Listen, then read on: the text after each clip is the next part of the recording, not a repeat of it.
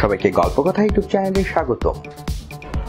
বিনোদন ও স্পোর্টসের এরকম আরো নিউজ পেতে আমাদের চ্যানেলটি সাবস্ক্রাইব করুন ও বেল বাটনে প্রেস করুন। আইপিএলে রাজস্থানের জোশ বাটলারের মাকড়ীয় আউট নিয়ে দুভাগ ক্রিকেট বিশ্ব। ক্রিকেটীয় নিয়ম বা স্পিরিট অফ ক্রিকেট কোনটা মেনে চলা উচিত তা নিয়ে বিতর্ক তুঙ্গে। আর এর মধ্যেই নতুন বিতর্ক উস্কে দিলেন খোদ আইপিএল চেয়ারম্যান রাজীব শুক্লা। বাটলারকে আশ্বিন মাকড়ীয় আউট করার পর সোমবার রাতেই IPL chairman Rajeev Shukla tweet করেন। সেই টুইটে তিনি লেখেন, আমার মনে আছে এক বৈঠকে যেখানে অধিনায়ক এবং ম্যাচের রেফারিদের সঙ্গে চেয়ারম্যান হিসেবে আমি উপস্থিত ছিলাম। সেই বৈঠকে সিদ্ধান্ত নেওয়া হয়েছিল যে যদি কোনো ব্যাটসম্যান বোলারের বল করার আগে ক্রিজ ছেড়ে বেরিয়ে চলে যান তাহলে সৌজন্যের খাতিরে রান আউট করা হবে না।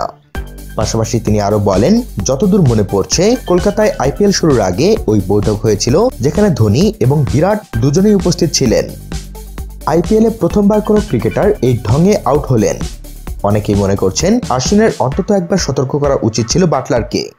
ছবিতে অবশ্য দেখা যাচ্ছে সতর্ক না করলেও ওই ওভারেই অন্তত 3টে বলে আশ্বিন বল করার আগে ক্রিজ ছেড়ে বেরিয়ে গিয়েছিলেন বাটলার। তো বন্ধুরা, এ বিষয়ে আপনাদের মতামত জানিয়ে দিন আমাদের কমেন্ট বক্সে। সবশেষে ভিডিওটিতে লাইক ও শেয়ার দিয়ে আমাদের সাথেই থাকুন। ধন্যবাদ।